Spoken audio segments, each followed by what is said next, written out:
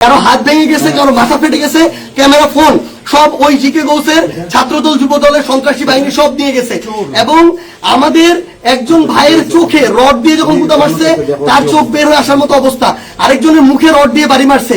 এই ভাইদেরকে এবং উনি আমার জেলা সেক্রেটারি এনসিপির, উনি একজন ভাইকে বাঁচাইতে গিয়ে রড দিয়ে উনার এই কনুই ভেঙে শেষ করে দেওয়া হয়েছে। আপনারা একটু কাছে নিয়ে আসেন, আপনারা যদি দেখেন যে এখানে উনার হাতটার কি অবস্থা হয়েছে, এই জায়গায় মানে এটা ধরার মতো কোনো অবস্থা নাই। এখানে মাথায় এই যে রড দিয়ে প্রত্যেকটা জায়গায় বাড়ি মারছে।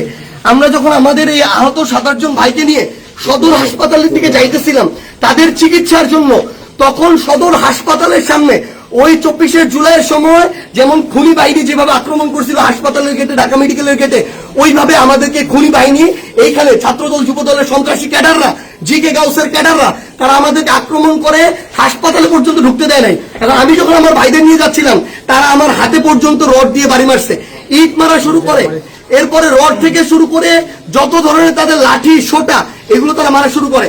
এবং ওইখানে আমাদের ছাত্র শক্তি, যুব শক্তির, এনসিপির অনেক ভাইকে তারা ওইখানে মানে ওই সবার সামনে ওইখানে পিটায়। এবং আমরা এখানে পুলিশ দেখলাম, আমাদের সামনে থাকা তো দূরের কথা, আমাদের সাথে থাকা তো দূরের কথা, এত বড় হামলার পরে তারা পিছনে দাঁড়ায় দাঁড়ায় নাটক দেখতেছে। এই ছিল অবস্থা।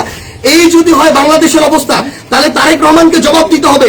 এটা কি তারেক রহমানের সন্ত্রাসী বাহিনী, যেই বাহিনী মানুষের উপরে এইভাবে শুধুমাত্র দ্বিমত করার কারণে, সমালোচনা করার কারণে এভাবে আক্রমণ করতেছে?